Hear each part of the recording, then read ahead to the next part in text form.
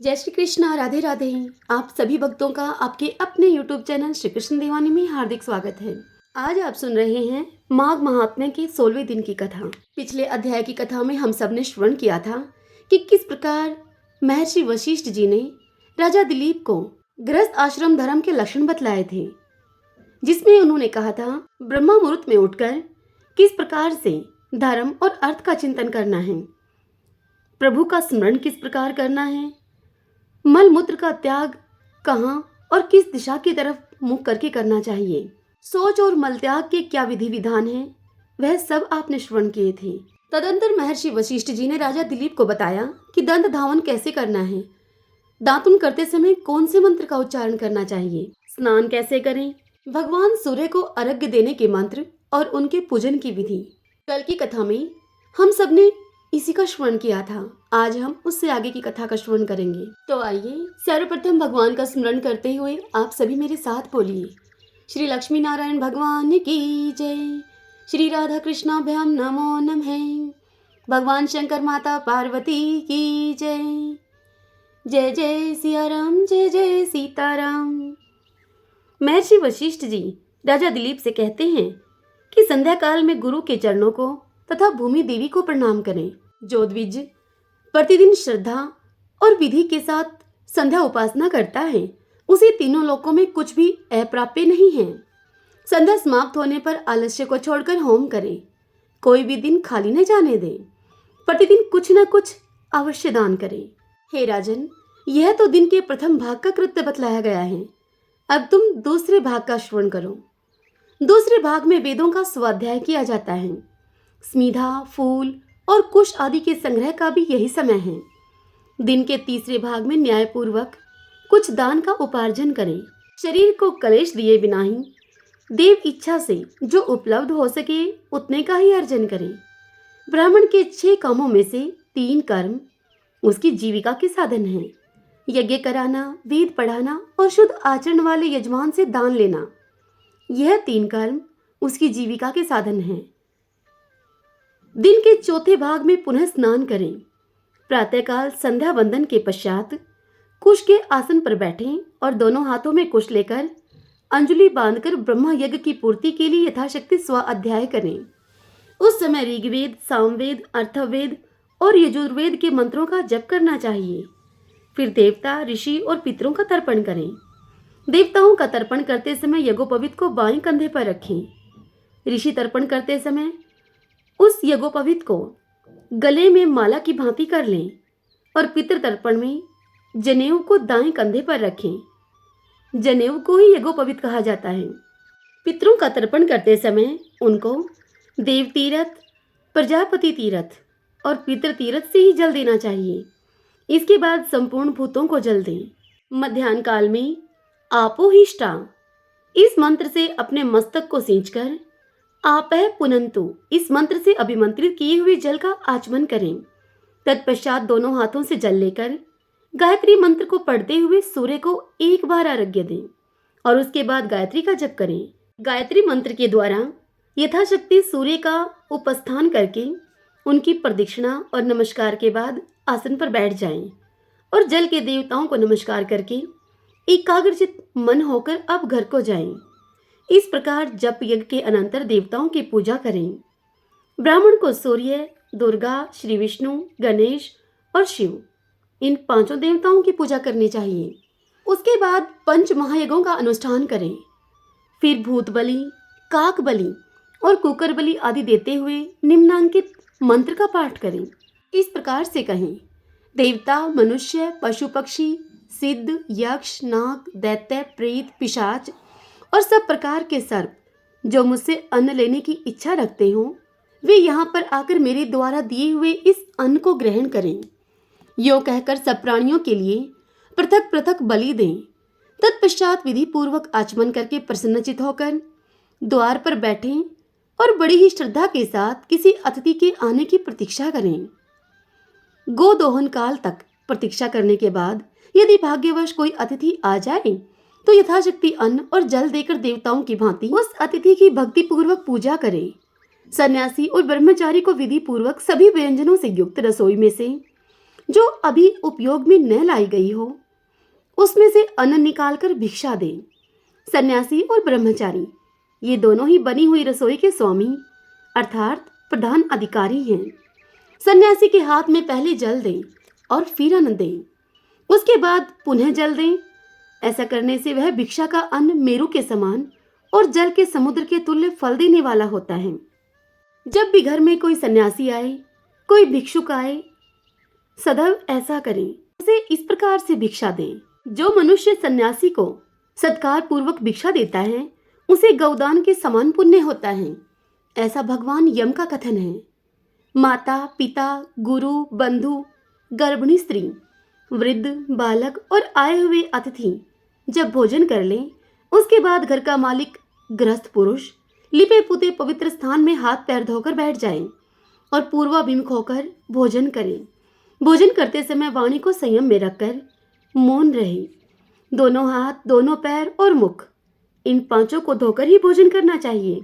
भोजन का पात्र उत्तम और शुद्ध होना चाहिए। अन्न की निंदा न करते हुए भोजन करना उचित है। एक वस्त्र धारण करके अथवा फूटे हुए पात्र में भोजन न करें। जो शुद्ध कांसे के बर्तन में अकेला ही भोजन करता है उसकी आयु, बुद्धि, यश और बल, इन चारों की वृद्धि होती है। घी, अन्न तथा सभी प्रकार के व्यंजन करछुल से ही परोसने चाहिए, हाथ से नहीं परोसने चाहिए।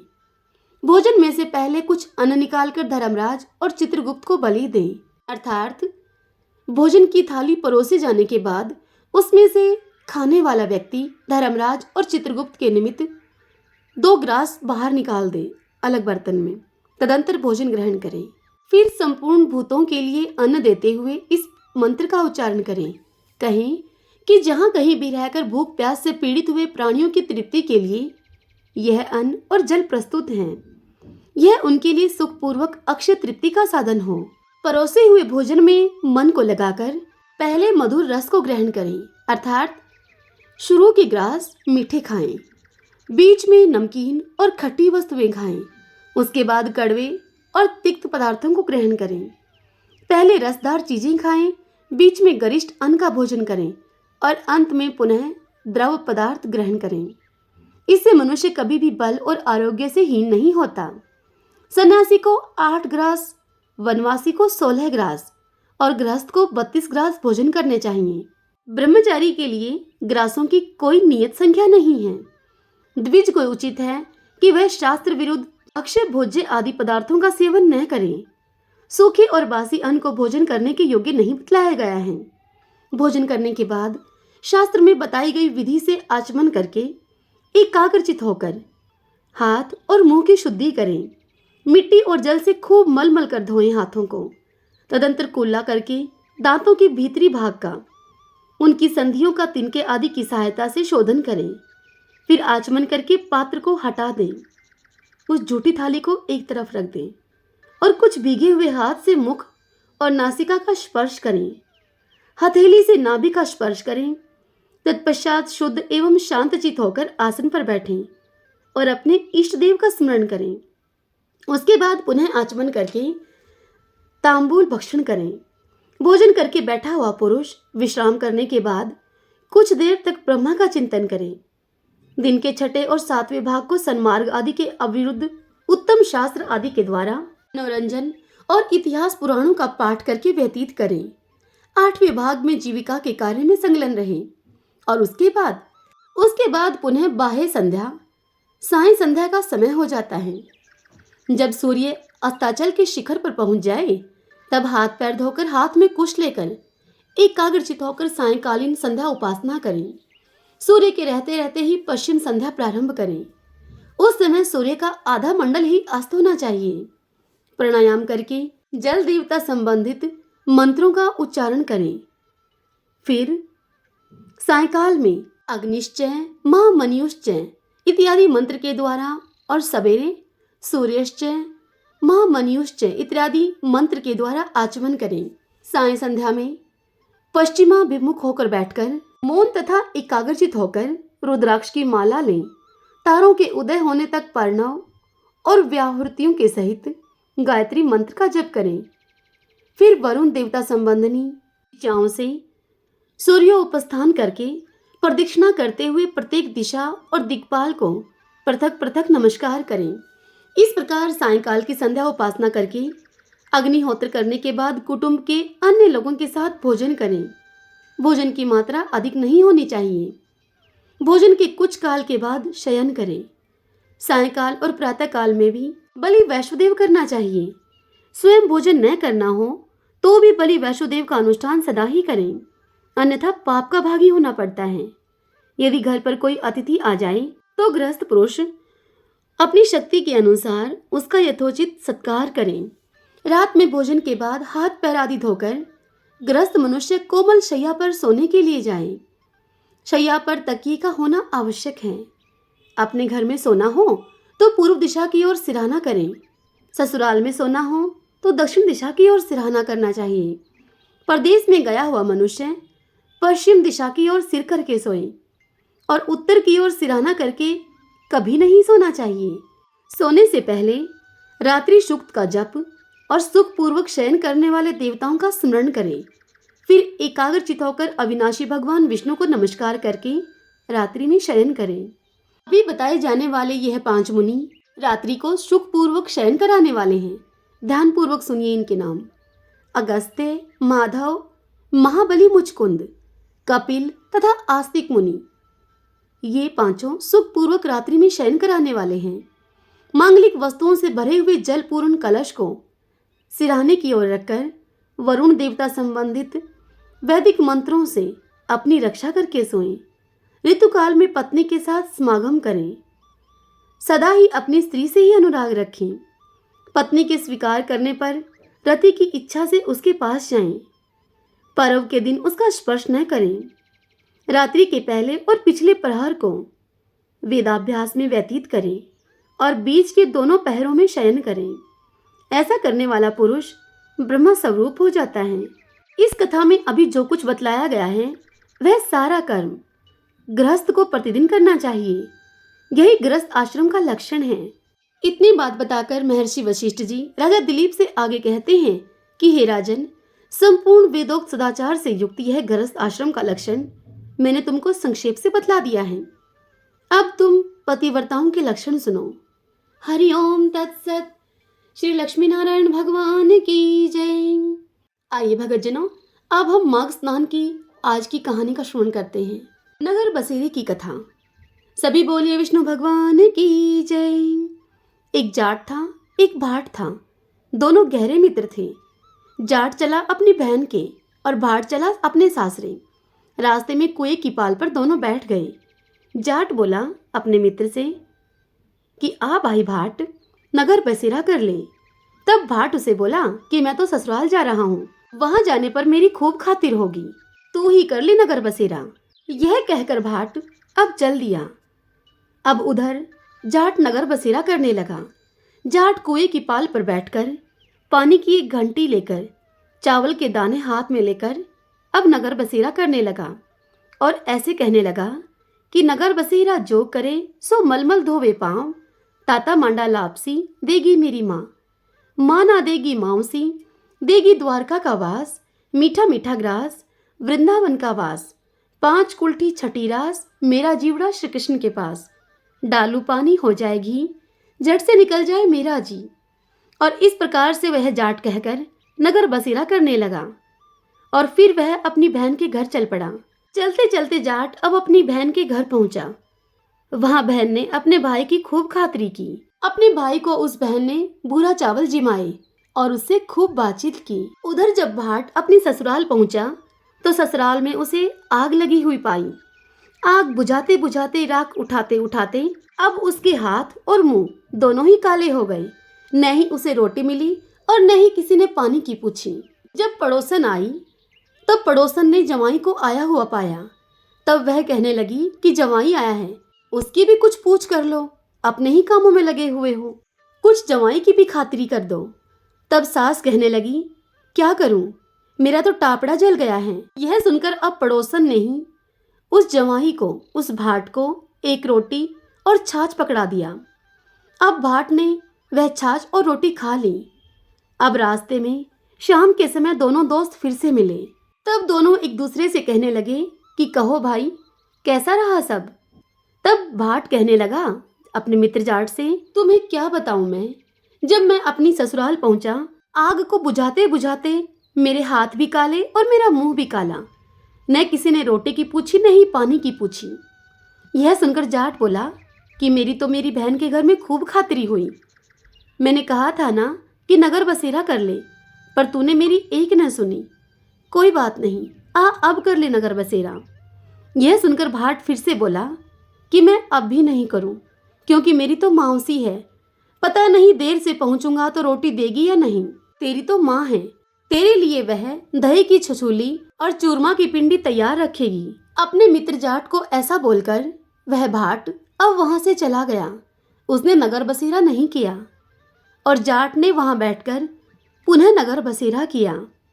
नगर बसेरा करते समय जाट कहने लगा, नगर बसेरा जो करे सो मलमल धोवे पाँव, ताता मांडा लापसी देगी मेरी माँ। माँ देगी माउसी, देगी द्वारका का वास, मीठा मीठा ग्रास वृंदावन का वास।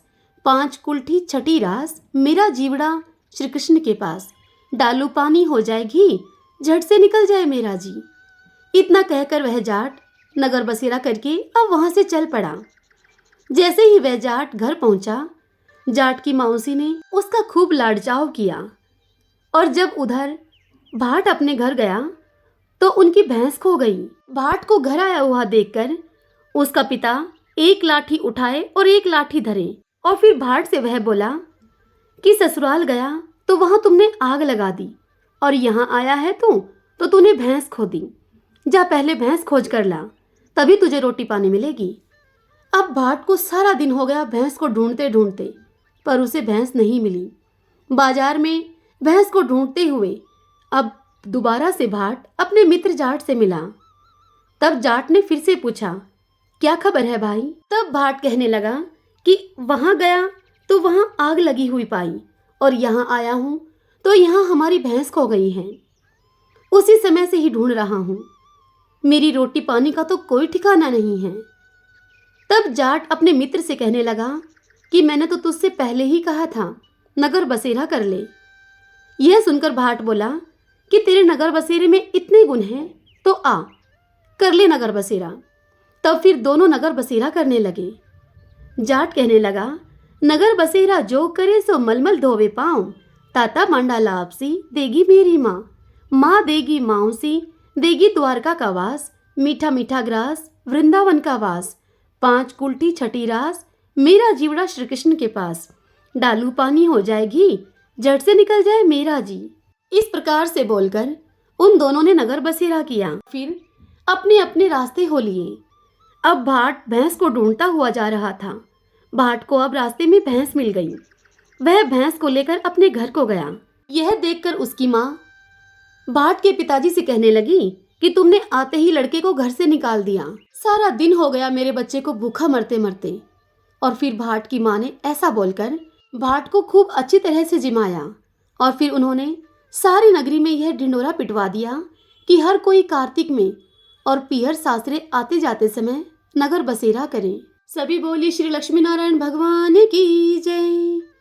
ओम नमो भगवते वासुदेवाय। आइए भक्तजनों, अब हम 5 बार बोलते हुए प्रभु नाम संकीर्तन करें।